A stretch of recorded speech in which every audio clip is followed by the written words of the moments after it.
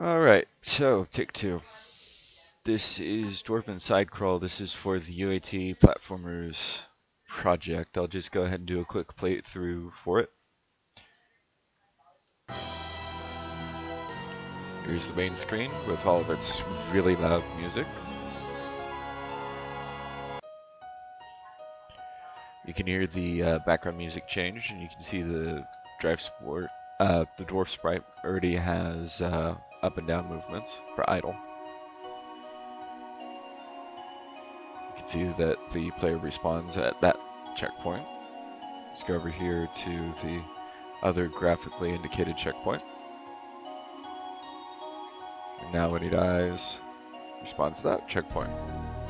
Even if he goes back here, so long as he doesn't touch the previous checkpoint, he'll respawn to that same one again. Double jump.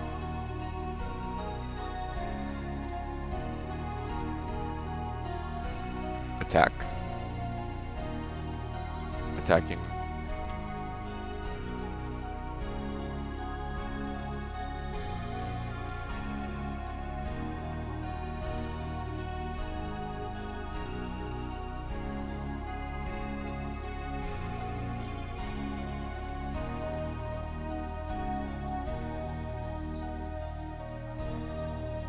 And when the player dies enough, take it back to the start screen. Now, quick overview of the code, the respawn trigger.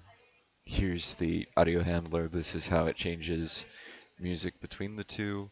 Here's the scene loader. This is behind the buttons, so when the button, this is actually attached to the canvas, so when the button itself is clicked on, it will trigger one of these scripts and send the player to a different scene.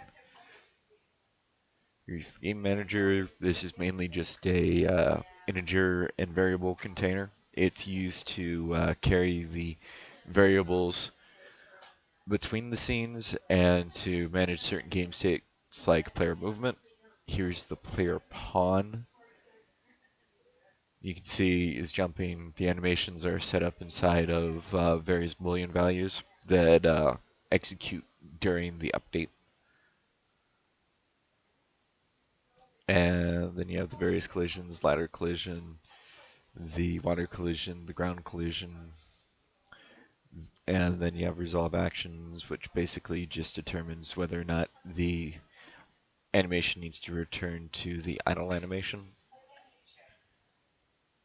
You have reset health and everything else. So the bonuses for this one are pretty much just going to be attacking, because it has the function for attacking. And it's going to have the various colliders. In addition, it has reset health, it has jump, it has attack, has dying animation, which isn't available. Well, it's not clearly shown because there's no enemies that just do basic damage. With the water doing instant kills, there's not much of a chance for the dying animation to play. You have the jump count here, the climb, the descend, the attack, the player dying. The main difference that I have for mine is time minus equals time dot delta time. And that's used to prevent the audio from spamming the various things when a motion or a jump or a space is triggered.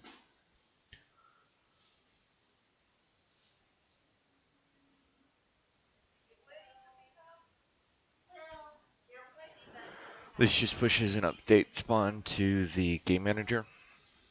That's not really used because the respawn trigger will just push it to the instance of the player sprite or the player spawn. This just returns which way it's facing for the player controller. The facing of the sprite is loaded up to the controller for easier management, so that later on other things will be able to see where or which direction something is facing. Then we have update, just the regular update. Can move player basically enables or disables the movement of the player Later, this could be used for the sake of updating whether or not the player can move, if the player's jumping, if the designer wants the jump to be ballistic. And there's just the attack code there. Player's dying is just a dying loop. The player dying loop is just determinant on how long it takes for the player's character to run through the full dying animation. You could even nest further if statements inside of this to allow for different dying animations depending on what killed the player. And that's pretty much it. The code's fairly simple, but balancing it, making it run without bugs can be a bit of a chore.